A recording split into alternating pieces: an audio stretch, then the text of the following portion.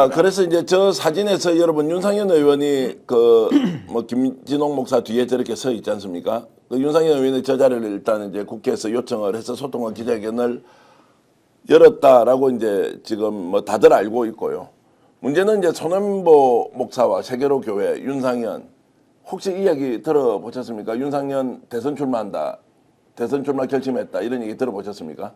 뭐 이제 소문으로 도는 얘기라서 예. 뭐 사실은 지금 뭐 윤상현 측이나 저 친윤그룹에서는 뭐 김문수 장관도 마찬가지고요.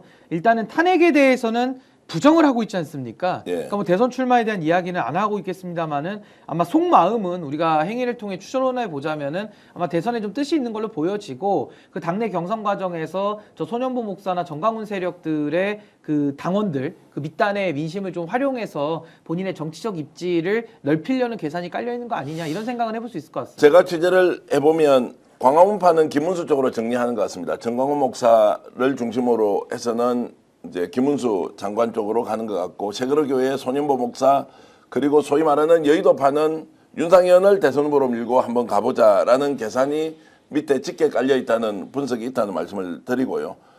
윤상현 의원이 저 자리에 있는데 어제 뉴탐사의 강진구 기자가 직접 만나서 질문을 좀 한 것 같습니다. 자, 윤석열이 이번에 공천관리에 확실하게 개입을 했다.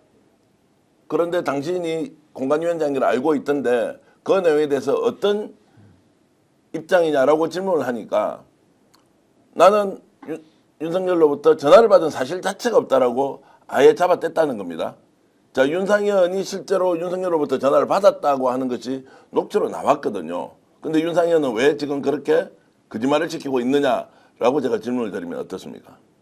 왜 거짓말하느냐? 예. 그럼 뭐 진실대로 말하겠습니까 그러면? 네. 증거가 없기 때문에 그런가요? 아니면 아니 윤석열 목소리가 나오고 윤상현 직접 전화까지 했다고 하는데 본인은 그런 전화 자체를 받은 게 없다라고 이제 했다는 겁니다. 뭐 일단은 부정을 해야 되겠죠. 예. 그러나 만약에 이 사건에 대해서 이제 우리가 들은 녹취로 지금 말씀하셨듯이 애초에는 윤석열이 자기가 기자회견 나와가지고 기자들이 물어보는 거에 답을 할 때 나는 공관위원장이 윤상현인지도 몰랐다, 정진석인 줄 알았다 이렇게 얘기하지 않았습니까? 네. 근데 지금 추가로 밝혀진 녹취를 보면 뭡니까? 정확하게 윤상현인지를 알고 있지 않습니까? 내가 상현이한테 얘기한다라고 하지 않습니까? 예? 그 상현이가 뭐 김상현이겠습니까? 박상현이겠습니까? 그 녹취에도 윤상현이 나오지 않습니까?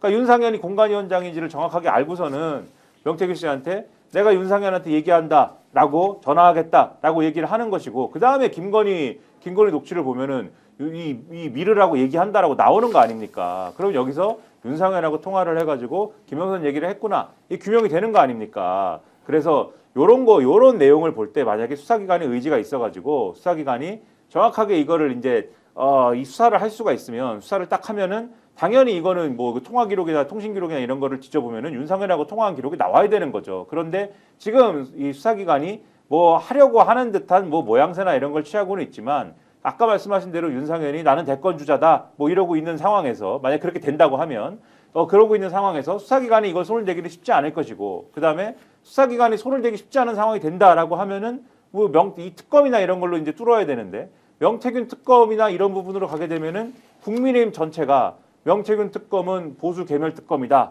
이래가지고 그거에 대해서는 다들 뭐 반대해서 이건 똘똘 뭉쳐가지고 최상목한테 거부권 행사해 주십시오 지금 요청한 상태고 거부권 행사해가지고 돌아오게 되면 똘똘 뭉쳐갖고 막아내자 뭐 이런 상황 아니겠습니까? 그래서 요거는 수사기관에서 내가 대선 출마해가지고 대권 주자다라고 하면 일단 1차적으로 막히고 그다음에 특검으로 돌아오면은 특검도 우리 국민의힘이라는 당이 어쨌든 다 이해관계를 요렇게 저렇게 뭉쳐 있으니까 요것도 막을 수 있고 그러면은 이거는 어쨌든 1차적으로는 방어가 되는 거 아니냐 이런 생각으로 오리발을 내밀고 있는 거 아니냐 이렇게 생각해 볼 수가 있는 거죠. 대선 국면에서는 지금 바깥에서 저렇게 준동을 하고 있는 광화문파, 여의도파가 실제로 국힘을 흔들면서 대선판 주도할 수 있습니까? 근데 저게 굉장히 좀 어리석은 행동인 게 결국 민심과는 완전히 역행하고 있거든요.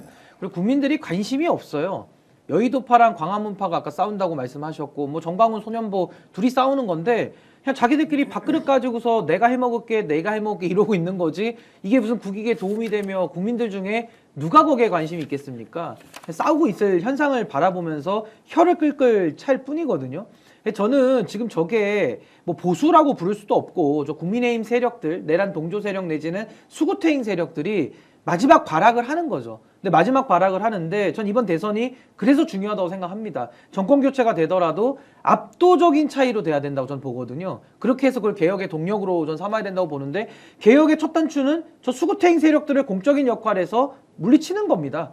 그게 이제 저는 가장 중요한 선결 과제라고 보는 것이고 저 사람들끼리 지금 싸우고 뭐 김문수를 밀고 윤상현을 밀고 하지만 열심히 밀고 그것이 오히려 보수 내부에는 분열의 에너지로 쓰일 거거든요. 그러니까 분열의 에너지로 쓰여서 이번만큼은 아예 압도적인 차이로 저는 정권 교체가 되는 기회가 됐으면 좋겠다. 스픽스는 말하는 언론입니다. 대세는 유튜브, 그중에서 스픽스. 좋아요, 댓글, 구독, 알림 설정. 여러분이 저희를 사랑해 주시고 우리가 여러분을 사랑하는 4가지 방법입니다.